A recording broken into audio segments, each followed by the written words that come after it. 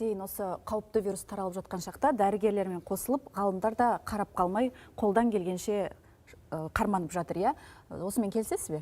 Әрине, сөзіңіз орынды. Мысалы, Сұлтанмахмұт Торайғыров атындағы Павлодар мемлекеттік университетінің жас ғалымдары пандемия кезінде залалсыздандыру құралдарына тапшылық болған сәтте қарап қалған жоқ. Бүгінде олар шағын өндірісті қолға алып, жоғары оқу орнын өніммен қамтыды.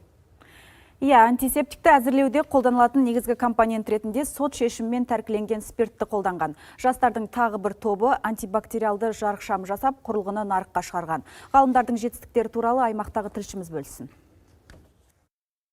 Антисептик мы готовили по рекомендации ВОЗ, которую она выдает для всех. Жас ғалымдар антисептиктердің алғашқы партиясын осы зертханада жасады. Өнімді әзірлеу үшін заңсыз сатынан алынған және жойылуға тиіс спирт кәдеге жарады. Бұл спирт өнімдерін біз әрине сәйкестікке тексеріп, өз лабораторияларымызда бұдан біз антисептик жасадық. Бұл антисептикті біз әкімшілік шешіммен, университет шешіммен қолданысқа жібердік. Өндірісі барысында қосымша компоненттер өзіміз енгіздік, қосымша ароматизаторлар қостық.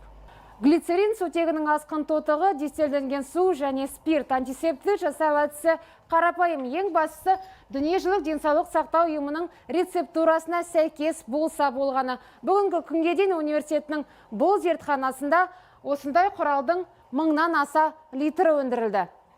Элит өнімі ұлттық сараптама орталығының сәйкестік сертификатына ие. Жас химиктердің қолында антисептик қауіпсіздік талаптарына сай деген құжат та бар. Қазіргі уақытта университеттің оқу корпустарында осы өнімнен жасалған санитайзерлер орнатылған.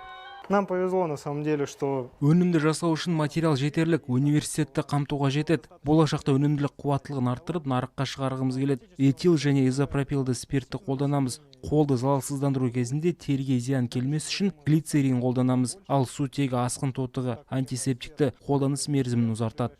Ал философия доктор Александр Нефтисов карантин кезінде ауаны бактериялар мен вирустан тазартатын жарықшам ойлап тапты. Бүгінде құрылғының 20-дан астам данасы сатылып кеткен. Жас ғалым шамды шығаруға құқық беретін куәлікке де қол жеткізген. Это бактерицидный рециркулятор. Бұл бактерицидті рециркулятор. Құрылғыға орнатылған бактерицидті шамның көмегімен ауаны тазартамыз. Өте қолайлы, әрі энергияны үнемдейді.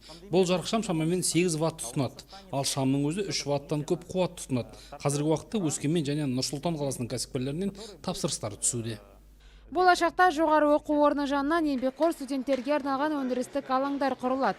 Бұл жерде жас ғалымдар мен өнертапқыштарға бар жағдай жасалмақ. Ақмарал Есімханова, Марат Игіліков және Алексей Мельницкий, қорытынды жаңалықтар, Павлодар.